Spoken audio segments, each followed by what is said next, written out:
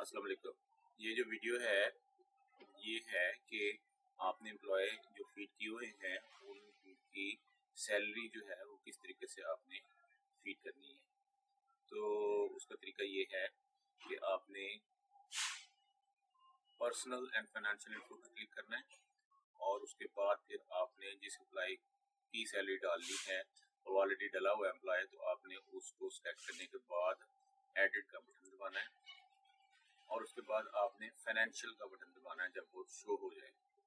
और जब financial show हो जाए आपने पहले इधर क्लिक करना है। क्लिक करके आपने बताना है कि आप उसकी सैलरी जो है वो क्यों डाल रहे हैं या अगर ऑलरेडी डली हुई है तो चेंज क्यों कर रहे हैं। तो यहाँ पे आप लिखेंगे न्यू ज्वाइनिंग या जो भी सूरत है वो लिखने के बाद आप इस तरफ आ जाएंगे। यहाँ आके फिर आप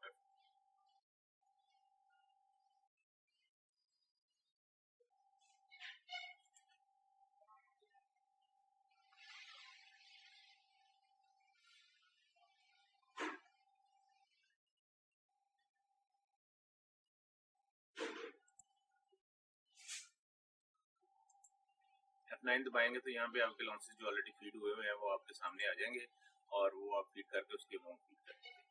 ठीक है जी। और मेरे पास लॉन्चेस इसलिए नहीं आ रहे तो मेरा जो सॉफ्टवेयर रिकॉर्डिंग का है ये F9 इसकी अपना एक बटन है।